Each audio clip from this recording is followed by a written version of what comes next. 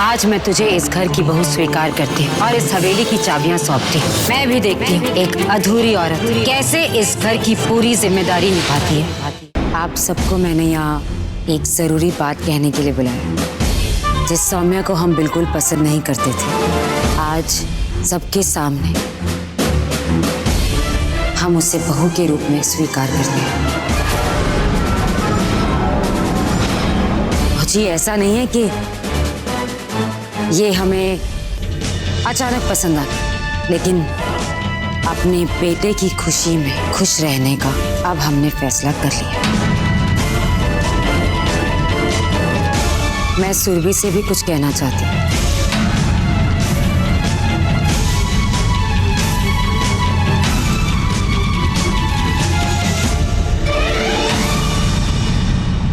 मैंने सुरभि और हरमन की शादी यही सोच कर कराई थी कि ये दोनों खुश रहेंगे, लेकिन इस शादी से न सुरभि खुश रही और न हरमन। और अब अगर वो इस घर में नहीं रहना चाहती तो मैं इस बात को भी मान लेती हूँ। और अब से मैं सौम्या को अपने बेटे की पत्नी और इस घर की बहू मानती हूँ।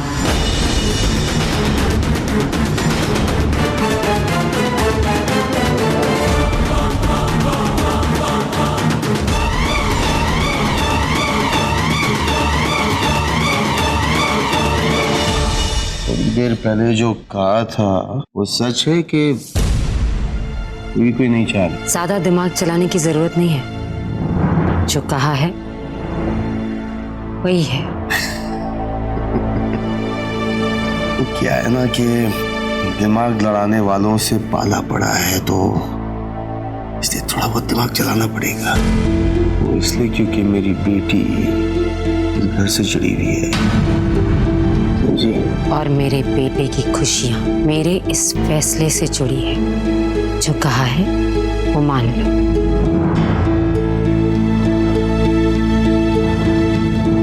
अच्छा जी, हाँ, दावत के लिए बहुत बहुत शुक्रिया। चलते हैं।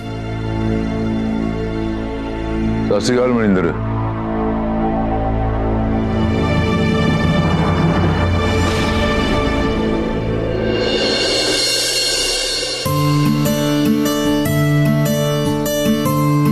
हेलो मल्लिका दीदी, आपको एक अच्छी खबर सुनानी है। वो मम्मी जी ने ना मुझे अपनी बहू स्वीकार लिया है। ये तो वाकया में ही खुशी की खबर है सौम्या। जी मैं बहुत खुश हूँ। हरमन और तुम्हारे प्यार को तो जीतना ही था। सौम्या, अब तुम मुझे फोन करना बंद कर दो। क्या हुआ मल्लिका दीदी, इस तरह अचानक से? देखो सौम्या, इतनी मुश्किल से प्रीतो ने तुम्हें बहू माना है। अगर तुम हमसे संबंध रखोगी तो वहाँ तुम्हारे रिश्ते फिर से खराब होंगे। लेकिन आप और मैं तो। लेकिन कुछ नहीं बेटा, मैं रिश्ता कोई दिल से खत्म करने के लिए थोड़ी ना बोल रही हूँ। और वैसे भी जब तुम्हें जरूरत होगी हम तो कहीं से भी कैसे भी करके तुम्हारे पास पहुँच जाएंगे, है ना? अच्छा चलो, अब मैं फोन रखती हूँ, अपना ख्याल रखना, ठीक है? ठीक है जी। खुश रहो।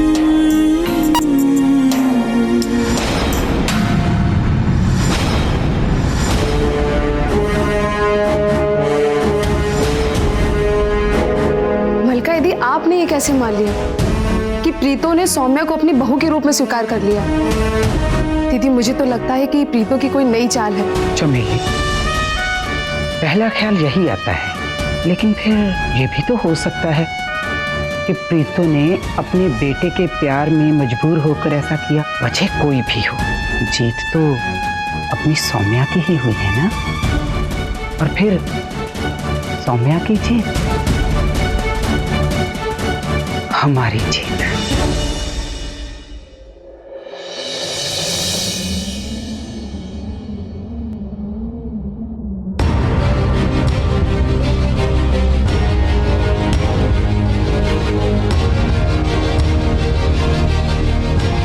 भले ही इसके पीछे प्रीतो की नीयत जो भी रही है, अगर प्रीतो ने दिखावे के लिए तुम्हें अपनी बहू माना तो मैं चाहूंगा कि जल्द ही अपने दिल से वो तुम्हें अपनी बहू माने।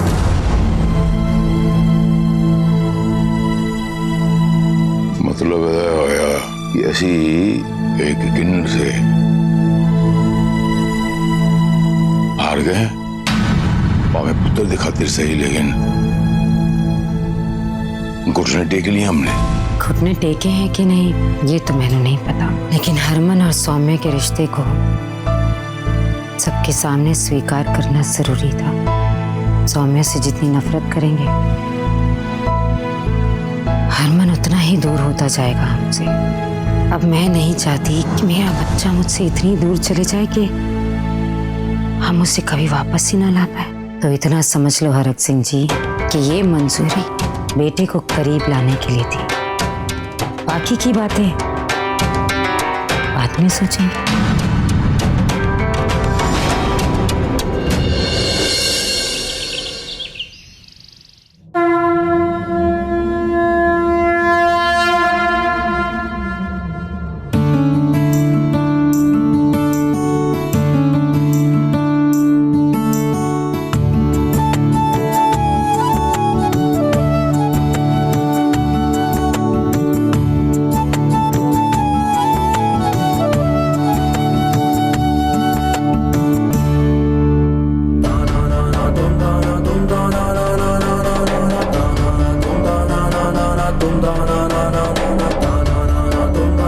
शन्नो, तू सौम्या के साथ रसोई में जा और खाना बनाने की तैयारी कर।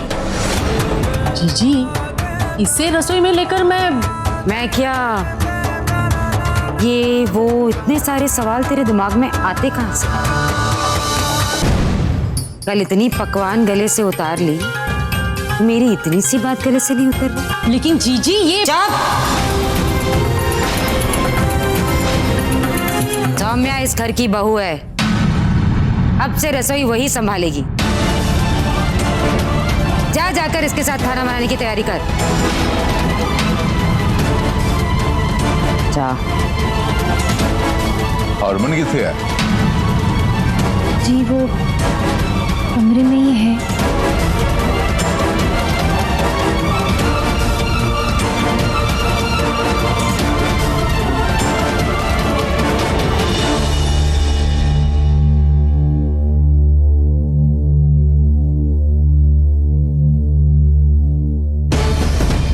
जब बाबूजी ने हरमन के बारे में पूछा था तो कुछ कहा क्यों नहीं? बाबूजी ने हरमन के बारे में पूछा तो इसमें मैं क्या बोलता? एक बार 50 बार बताने के बावजूद भी समझ में नहीं आता। कितनी बार बोला है इस घर के दामाद नहीं बेटे बनने की कोशिश करो। अगर बाबूजी ने हरमन को बुलाया था तो कोई काम ही होगा ना। ऐसे मौके का फायदा उठाओ। अगर हरमन को बुलाए तो तुम खुद जाओ। जब तक ये सब नहीं करोगे इस घर में हरमन की जगह कभी नहीं ले पाओगे।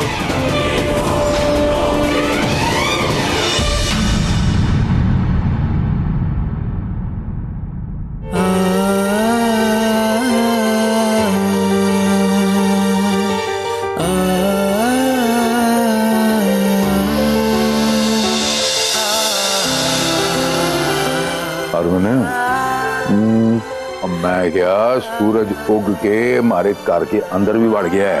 उन तो उठ जा।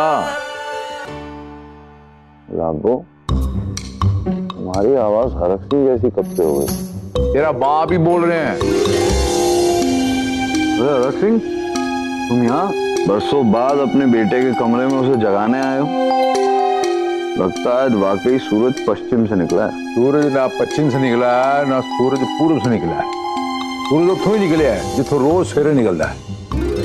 बाप जब अपने जवान पुत्र के कमरे में खुद चल के आए तो जरूर कोई ना कोई खास बात ही होती है। चले आ जरा कुछ गल करनी थे। आ जा।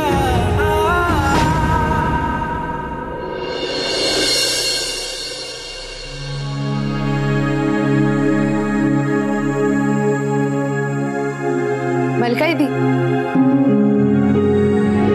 दीदी ये लोग आपसे कुछ कहना चाहती हैं।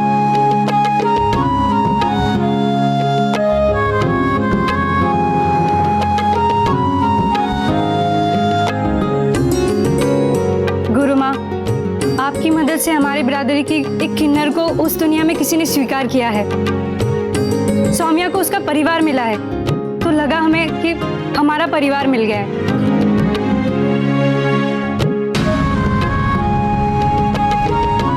एक बात और, हमारे रोज की कमाई से थोड़े पैसे और काट लिया करिए।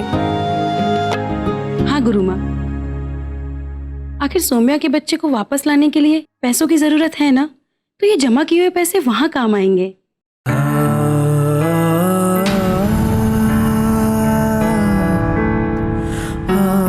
सौम्या के लिए आप लोग इतना करोगे? हाँ गुरु माँ, बिल्कुल करेंगे। हम में से किसी एक को इतनी अच्छी जिंदगी जीने का मौका मिला है तो हम सबको तो खुश होना चाहिए।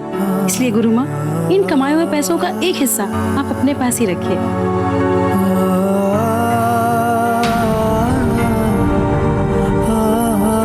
मल्लिका दीदी, मैं भी अपनी कमाई का एक हिस्सा देना चाहती हूँ।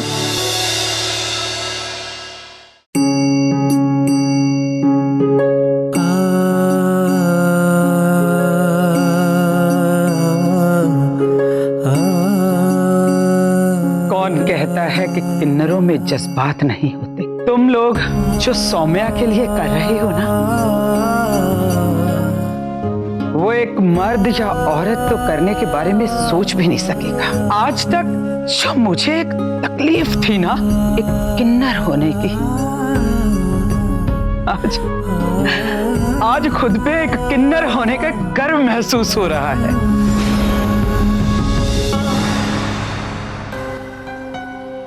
बोलो हरक सिंह, ऐसी कौन सी बात बताना चाहते हो जिसके लिए तुम्हें तकलीफ उठा के मेरे कमरे तक आना पड़ा? मैंने एक बड़ा अहम फैसला लिया। फैसला? कैसा फैसला? ये ऐसी डिसाइड किया है कि आज के बाद मेरी तमाम फैक्ट्रियों की जिम्मेदारी मैं हरक सिंह पूरे होशो हवास में अपने वाहिद पुत्र हरमन हरक सिंह को बाइज्जत सौंपता हूं।